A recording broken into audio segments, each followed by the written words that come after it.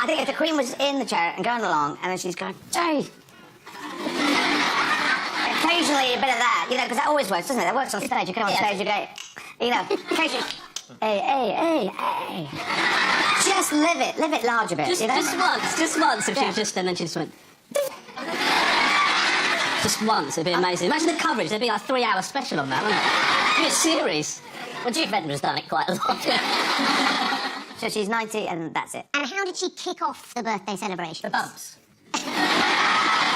She went to visit the delivery office in Windsor. Yes. Sadly, there was no one in, so she had to go next door. But that was the official kick-off of the celebration. Several commemorative stamps are being issued for the occasion. Why was this a difficult photo shoot? What was the challenge? There's a problem with the boy.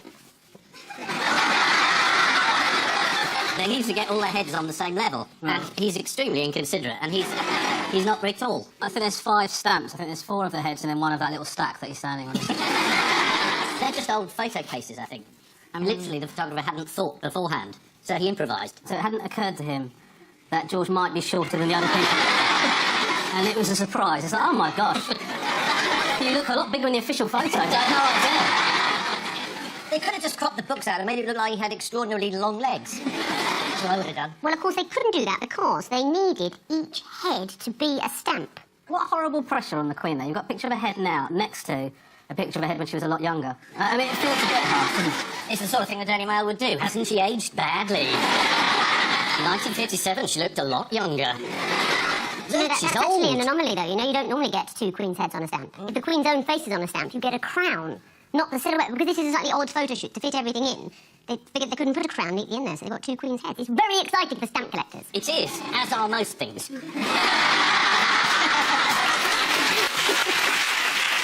Sorry, but that kid's head on a stamp is one of the creepiest things I've ever seen in my life. I would post the letter just to get it out of my possession. Normal people who aren't stamp collectors, they would use the stamps, they peel them off, but you can still keep the remaining portrait. There you go. I tell you what, that headless child's still not as creepy as the one with just his head on. What has 83-year-old Ben Bennett erected in his garden in Windsor? Put up in his garden in Windsor to celebrate the birthday. An effigy of the Queen, 12-foot effigy. It is a 12-foot effigy of the Queen. Yes.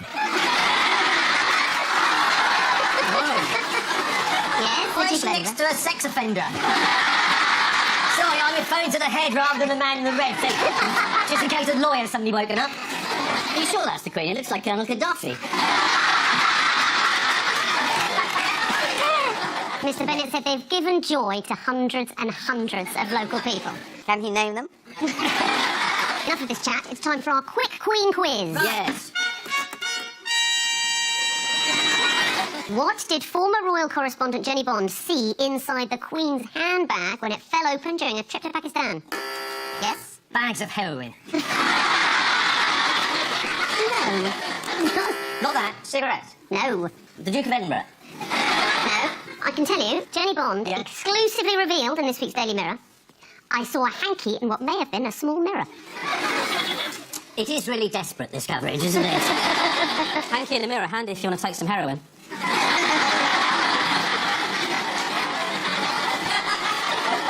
And as the bold finger dabs into the mound.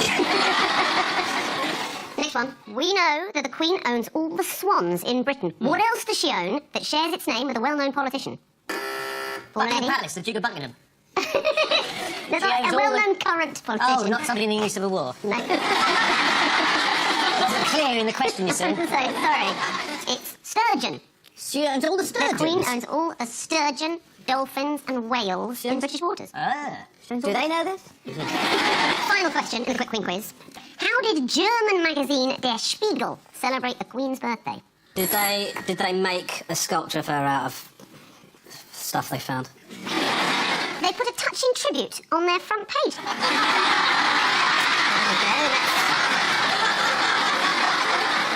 It was an article specially commissioned by Prince Charles. Who flew in specially to visit the Queen? President Obama. It was President Obama. He popped in for lunch. And who did President Obama express no interest in meeting while he was here? Is it Jeremy Corbyn? It was Jeremy Corbyn. Which is a big surprise after 20 years of Corbyn talking about the fascist hegemony of the United States and sickening capitalists. They're a hell of a good band, though, the They are. Storm Woodstock. Weren't Jeremy Corbyn's people a little bit embarrassed, because weren't they saying we're still making up our minds about whether we're meeting President Obama, and then he said, I don't want to meet you anyway, mate. That would be embarrassing. No, well, wouldn't that's it? exactly right. It's According a to the snub. Times, Jeremy Corbyn's team are in discussions over whether to meet President Obama this week. Jeremy may turn down the chance of not meeting the president. No, but staying with Jeremy Corbyn, what does he become? He's not staying with Jeremy Corbyn. God, times are hard. It's embarrassing staying with Jeremy Corbyn, but doesn't want to talk to him at all. There's a new job being advertised within the Labour Party. New job or new? A new job. A new job. What job is being advertised? in the Labour Leader. Party? It's actually for the post of Leader's Office media spokesperson. And this does not say Jeremy Corbyn should be nervous, but under duration it says, for the period only that Jeremy Corbyn is leader of the Labour Party, or until 31st of December 2016, whichever is sooner. Yes, this is the wonderful news that the Queen is 90 years old and still going strong. Several national events are planned to celebrate this momentous royal milestone, including a service of Thanksgiving at St Paul's, lovely, a street party in the Mall, terrific, and a televised horse pageant presented by Anton Deck. It's a no from me. According to one of the many fact-filled royal pullouts this week, Buckingham Palace has its own cash dispensing machine. Yes, it's called the Taxpayer. The Queen has bred corgis with dachshunds, which are known as dorgies. Though, of course, that could just be her way of pronouncing doggies. Ian and Ramesh, take a look at this. That's my inspiration. It's a headmistress after one of his policies on education. That's the Remain camp, hitting the phones. Boris digging himself out of another situation. Well, this is week 17 of the big Brexit debate, and it's all Go this week. There's a speech from Gove, which shocked everyone because it was sort of not terrible. What I quite like is the fact that they've all been talking about how they don't want to scare anyone into making a decision, and Michael Gove compared it to a hostage situation, which is... it feels like this sort of the opposite. Yes, he said, if we vote to stay in the EU, we are voting to be a hostage, locked in the boot of a car, driven by others to a place and at a pace that we have no control over. Do you know what I think the problem is? Is that when people use analogies that are purely from their own life experience. Like, I just think that's... Well, it's funny you should say that. The Sun mocked up a picture to show us what that would look like. That's an old NUT promotional photo, isn't it? There's some teachers in. George Osborne said that leaving the EU would cost £4,300 per household. Who'd be taking it? The economy's going to shrink by 6% apparently if we leave the EU, so this money would not be available.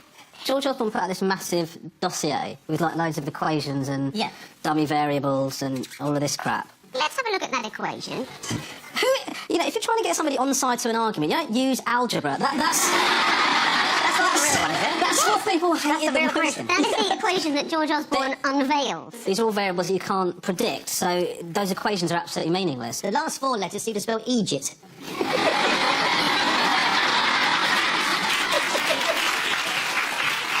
Who was with George Osborne when he made his big speech? Did you see that? Liz Truss was there. It was Environment Secretary Liz Truss. She's not always been a big fan of the EU, of course. No. And she was once quite worried about how much of their dairy produce comes to Britain. We couldn't see that, could we? Let's have a look. We import 2/3 of our cheese. That is a disgrace.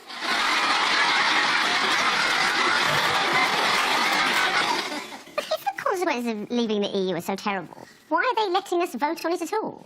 Well, it's. Am I going to get into this? I'm a positive person. Basically, I start this discussion with, if we want a world where 7 billion people all have a fair chance, we've got to try and make Europe work. If we want to make it work, we've got to be inside it to make it work. Running and hiding's just not the British way. Standing and fighting is what we should do. So I'm for standing and fighting. The idea of running and hiding does sound pretty cool, though. Like, I don't know, it sort of implies that if we leave the EU, they won't be able to find us. Where's Britain gone? I think that's what they think. Left the EU. I haven't seen them for a few months. So, Eddie, you're pro-EU. Who is your unlikely ally that emerged this week? Oh, I don't know.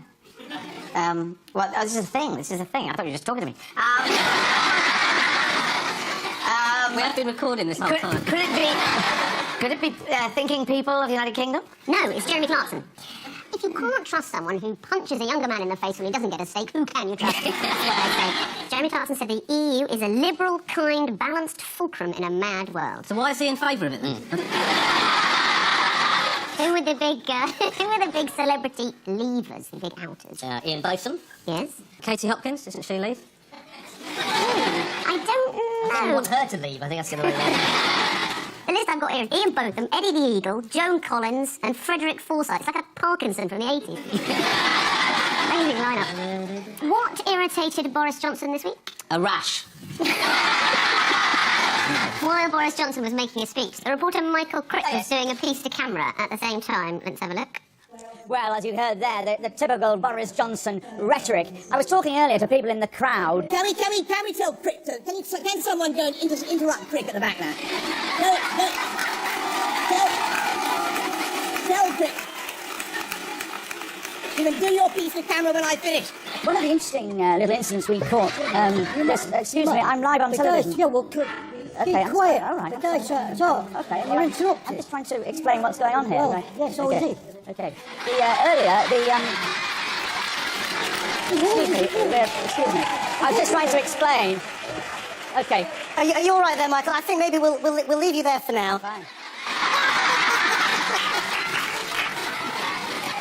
This is a debate on Europe which has generated so many column inches. George Osborne issued a stark warning that Brexit would cost each household £4,300 a year. Blimey, that's 4 rolls of his dad's wallpaper. The President of the European Commission, Jean-Claude Juncker, admitted that the British public are fed up with hearing about olive oil jugs, the permitted height of a hairdresser's heels, and the curvature of cucumbers. But enough about that celebrity injunction.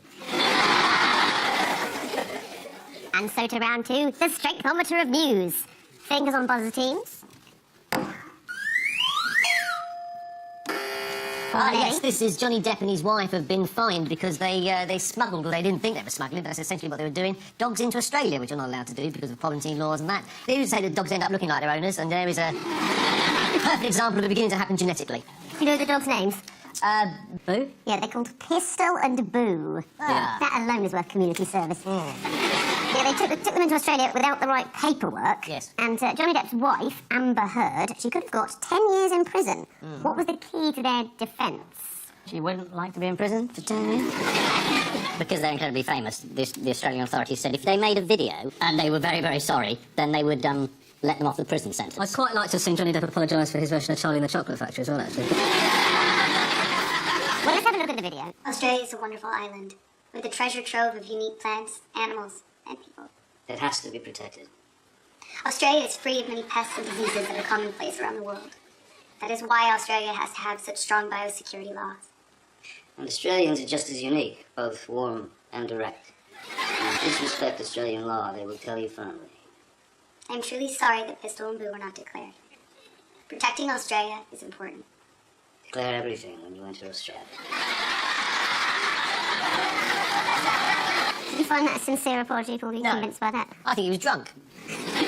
The internet was sceptical. Twitter user Scott suggested it looked like when you Skype your parents, and Dad still can't deal with you being gay, but Mum is at least trying.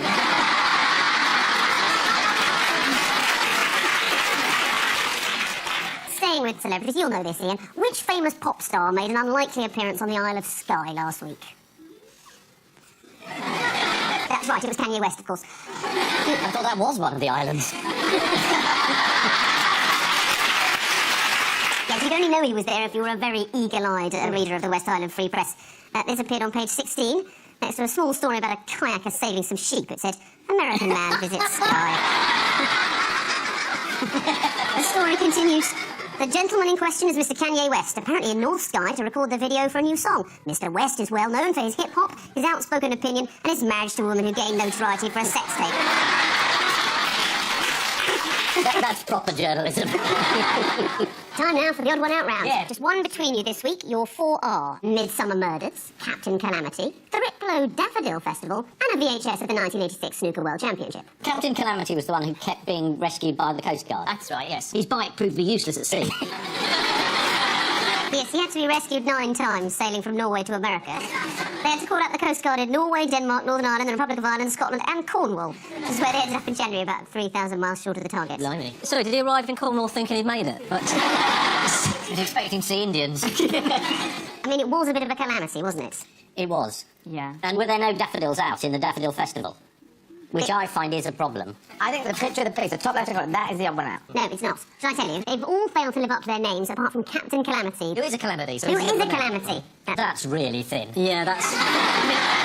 Controversially, an episode of Midsummer Murders was screened in which there were no murders. Oh, there is normally a murder. I mean, the death rate there is higher than Kabul. Why wasn't there a murder? But it turned out that the victim wasn't really dead. Not to spoil it for anyone who's going to watch. So what happened? He's just taking a nap or something? Like, just for ages. Is anyone a fan of Midsummer Murders? Big fan. When I'm at home, all I watch is either Midsummer Murders or that Johnny Depp video. Just... That VHS of the 1986 World Snooker Championship belonged to the 1986 champion. Dennis Taylor, was it? It was Joe Johnson. But he told The Guardian, the tape goes in and we're all sat round. We could watch the last couple of frames in the presentation, do it as a family, you know, quite nice. Then it comes on, He-Man, Masters of the Universe.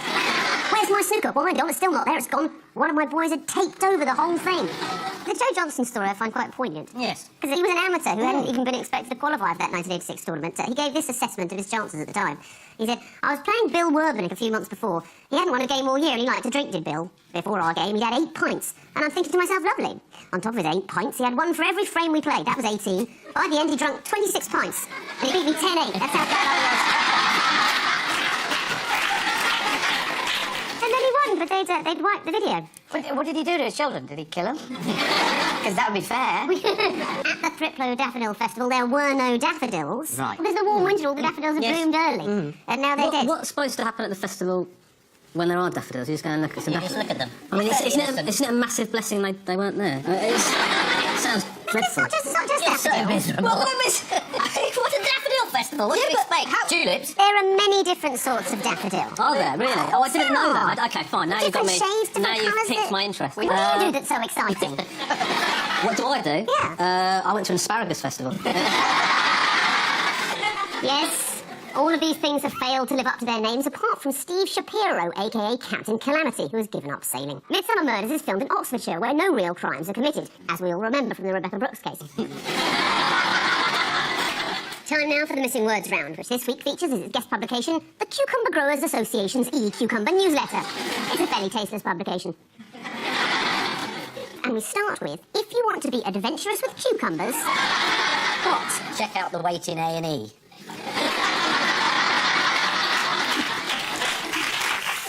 If you want to be adventurous with cucumbers, try them in a dessert. Yes. This is from the e-Cucumber newsletter about a range of new recipes designed to increase cucumber consumption. Yes. E-Cucumber newsletter suggests recipes such as cucumber panna cotta with strawberries. Wow. Although if you're making this at home and you don't have any cucumber to hand, you can always just use nothing instead. Next. Man wakes up to discover he's what? Donald Trump. Piers Morgan. Skydiving. No. Man wakes up to discover he's bought a yak online. Yes, an American man Is there a took... special button on the computer you should never press? An American man took sleeping pills and awoke the next day to find he'd been shopping at an online company called Yaks and Things. The unnamed man cancelled the order for over $3,000, explaining, I'm not Baron Moneybags von Richfuck. We should stop using that name. Jerry Hall is Googling it and looking for wedding venues. Next, Huge Duck Army. What? Huge duck army absolutely massacres tiny duck army. Faces massive bill. Huge Duck Army patrols South African vineyard. This is a vineyard in South Africa that uses an army of 800 ducks to control pests. Next, 18-foot-long cucumber. What? Does not bother woman with 19-foot corridor. 18-foot-long cucumber available for events. The Cucumber Growers Association. Oh, that must be the finale for the Daffodil Festival. Yeah. It is. Is that real? It looks a bit like a dirigible. It's got